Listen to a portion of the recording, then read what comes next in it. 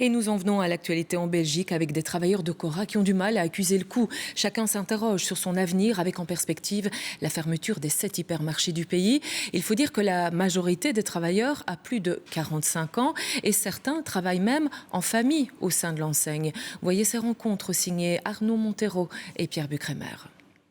Dans les magasins, aucune caméra autorisée, mais les travailleurs sont bien en poste, malgré le coup de massue encaissé la veille. Cette nuit, j'ai pris quelque chose pour dormir parce que, et malgré tout, à 4 h du matin, j'étais réveillée. Isabelle est un exemple parmi tant d'autres. 59 ans, dont 38 à travailler ici. Elle fait partie de cette moitié de travailleurs Cora qui ont plus de 20 ans dans la boîte. Moi, je n'ai pas vraiment de diplôme, je n'ai toujours fait que hôtesse de caisse, donc je ne sais pas ce que je pourrais faire d'autre. Donc, je n'ai pas beaucoup d'opportunités. Hier matin, j'ai regardé des offres d'emploi. C'est être ménagère, mais bon, physiquement, je ne pense pas que je le saurais. Antoine, lui, travaille depuis 7 ans chez Cora avec sa compagne. Ce matin, en me réveillant, je me suis dit, non, c'était pas un cauchemar, c'est la réalité. Le couple espère rebondir rapidement, mais a surtout une pensée pour les travailleurs de Macro qui avaient retrouvé du boulot chez Cora et qui s'apprêtent à le perdre une nouvelle fois. On se serre les coudes. Ne pas venir, je ne sais pas si c'est utile, ça va peut-être empirer la situation, les conséquences vont être même pires après. Je pense que c'est important pour nous déjà de passer nos derniers moments et nos derniers mois avec nos collègues et de rien regretter. Quant aux clients, personne n'ignore ce qui se passe. Chacun y va de son petit mot de soutien. Vous voyez que je suis là encore, oui, jusqu'au dernier jour. Courage à eux en tout cas.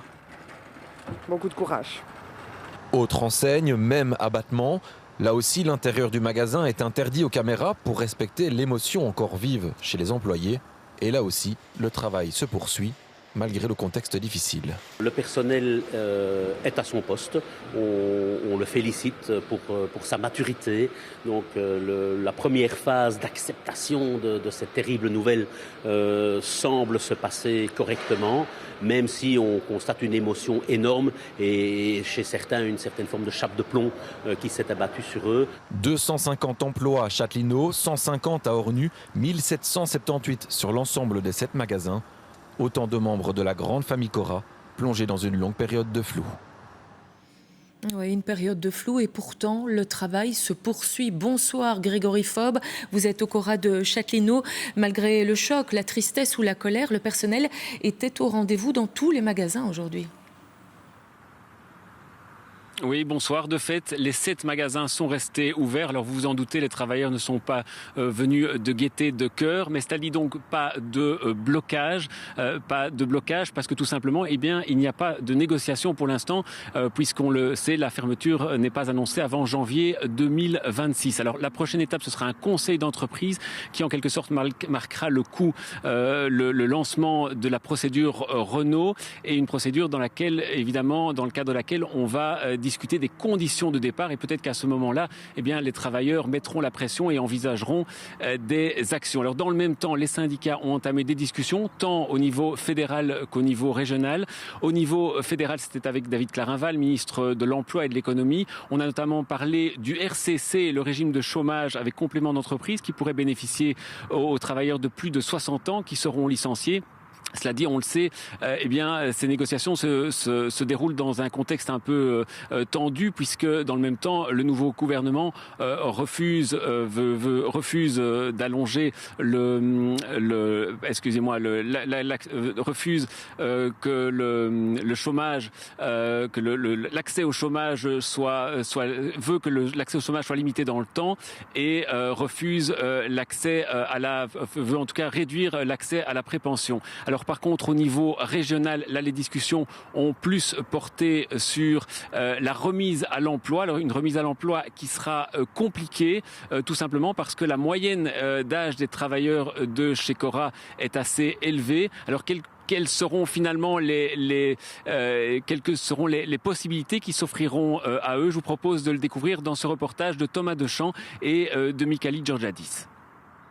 Les magasins Match, Carrefour Mesdag ou encore récemment Deleuze, le secteur du commerce et de la grande distribution a malheureusement vu passer de nombreux licenciements ces dernières années. Pourtant, selon le service de l'emploi wallon, il reste encore des opportunités dans ce secteur.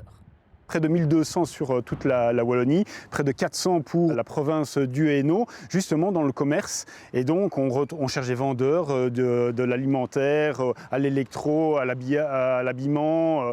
On cherche vraiment dans tous les secteurs de la vente. Si en général on ne peut pas non plus parler de métiers en pénurie ou de profils ultra recherchés comme pour les ex-employés d'Audi par exemple, de nombreux travailleurs de l'enseigne n'en ont pas moins des compétences recherchées, selon cet observateur. Oui, dans un hypermarché, c'est tellement grand qu'il y a quand même des formes de spécialisation. Vous avez les bouchers pour lesquels il y a même les boulangers pour lesquels il y a une forte demande sur le marché de l'emploi. Vous avez aussi toute une série de sous-traitants d'une manière ou d'une autre. On pense par exemple au service de gardiennage. Et puis ne pas perdre de vue tout ce qu'il y a dans la chaîne de valeur. Il y a aussi des gens dans les entrepôts, mais ça peut éventuellement être des gens qui sont tout à fait qualifiés, qui n'ont pas forcément un haut niveau de diplôme, mais qui ont un brevet de clerquiste. Mais pour beaucoup, les choses ne seront pas si simples. L'une des premières discriminations à l'emploi, c'est celle liée à l'âge, ce qui rend les syndicats particulièrement inquiets au moment de rencontrer les autorités aujourd'hui.